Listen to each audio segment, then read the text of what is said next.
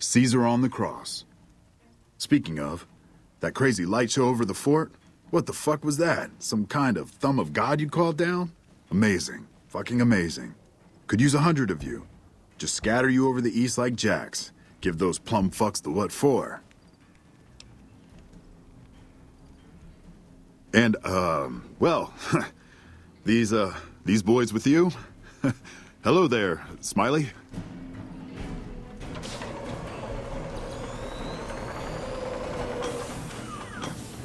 Guess it ain't no secret how you, I say, can you ask them to put their weapons down?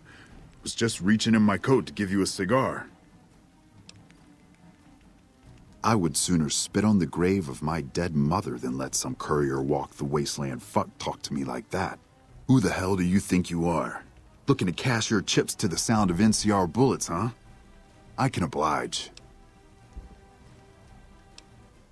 Look, I know you're riding high right now, but let me tell you, you ain't pissing on me right now.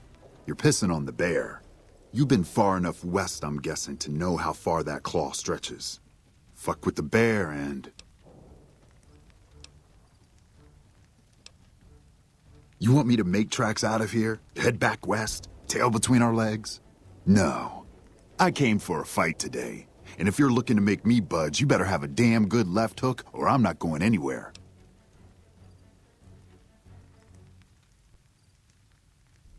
Right now, that's all that's standing there. Well, except for the corpses.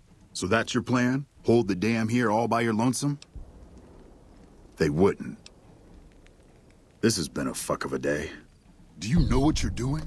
Making a nation like you think you're doing ain't like chowing down on a pile of fancy lad snack cakes. Think you got the guts to carve out a frontier? Build towns, protect the roads, run supplies, train troops?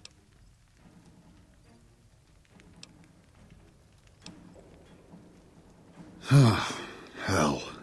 Can't believe we got suckered by some road jockey. Should have watched the flank while Caesar's best was making all that noise. I know what those robots of yours can do on a bad day, and I'm not eager to toss lies at them just to make a point. But if you're taking this place, you better hope you can hold it. I'll give my superiors my opinion, but I don't think they're going to listen. So if NCR comes at you, and it will, pray you're ready. I promise you, our situation's reversed, I'd see you hang. What the hell? No, get away from me, you goddamn TV on wheels.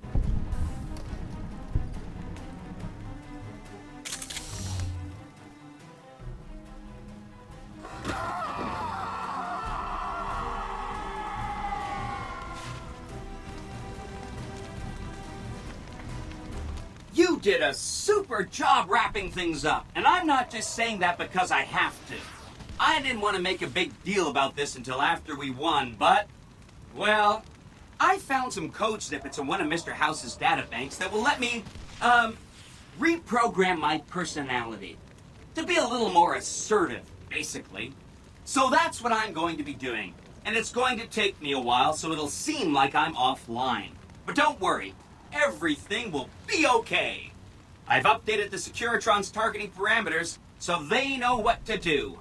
Vegas will be protected.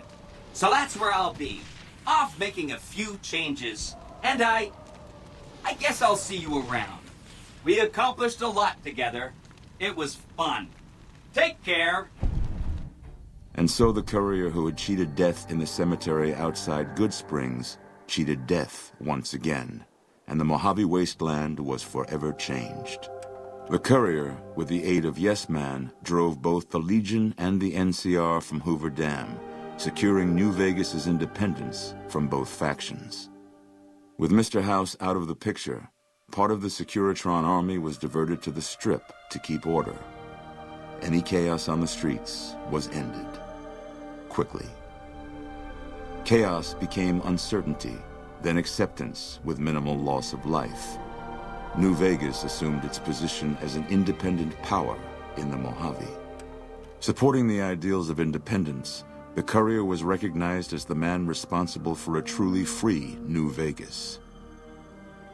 He ensured Mr. House's tyranny was broken, and neither Caesar's Legion nor NCR would ever gain control over New Vegas. Tabitha and Rhonda went east, through Caesar's land. Occasionally, tales of their exploits found their way back west, though few believed them. Eventually, the stories concerning the duo were collected and published, and proved to be quite popular with children. Convinced that his time as a gunslinger was past, Raul made peace with the idea of growing old.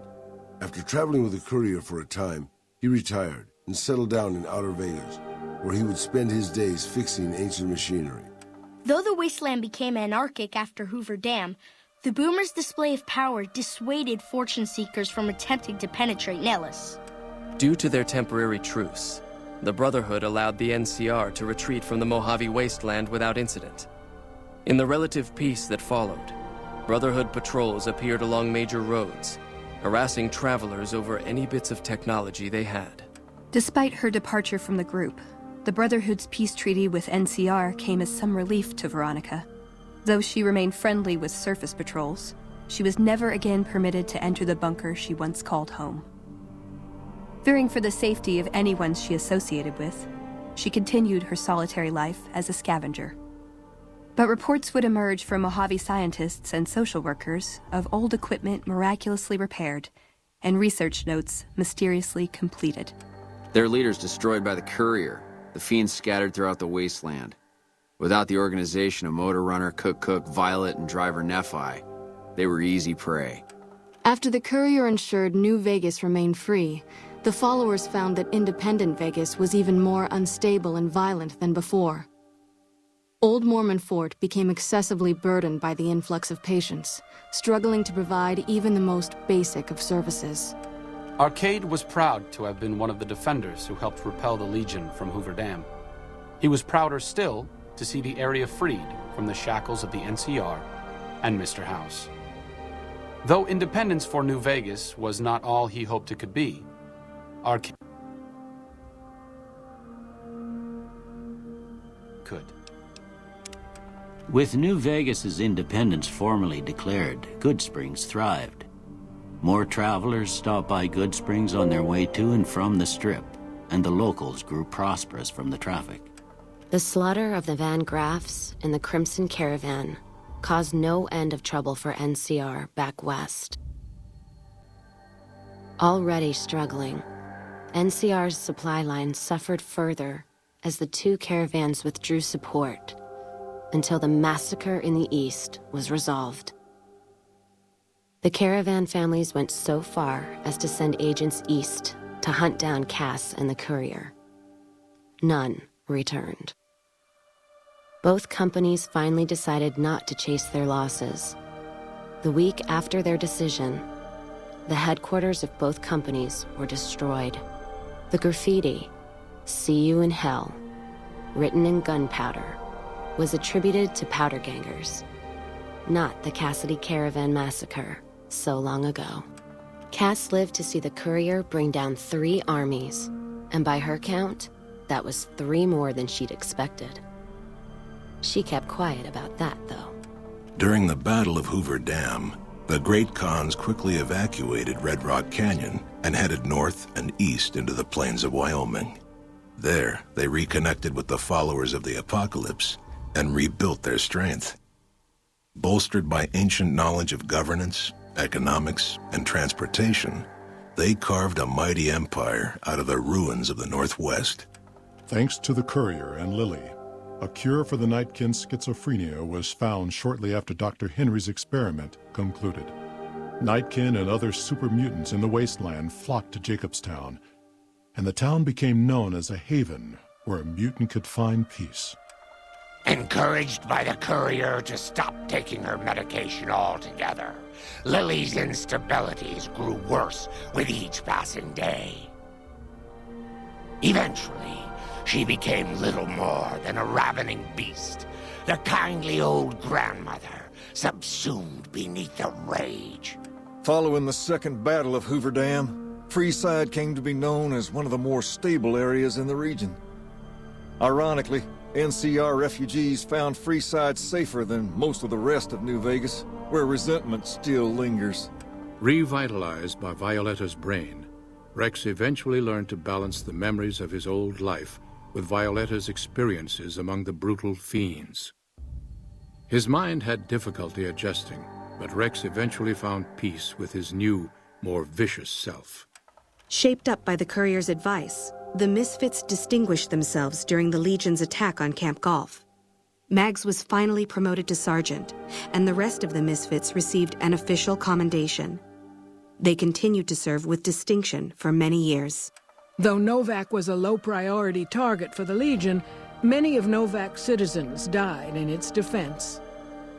In the weeks that followed, several bright followers returned to Novak to help restore its defenses, allowing it to remain independent of NCR.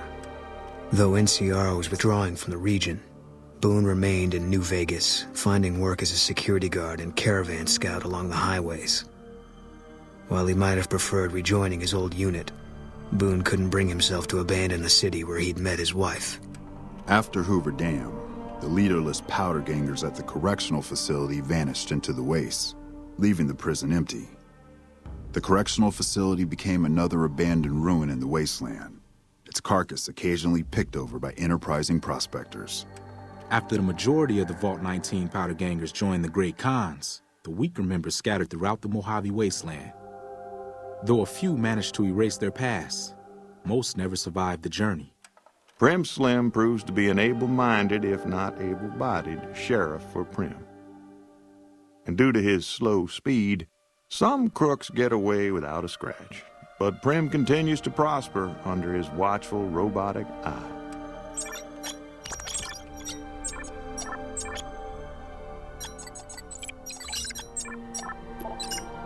After their bold arrival at Hoover Dam, the remnants disappeared as quickly as they came.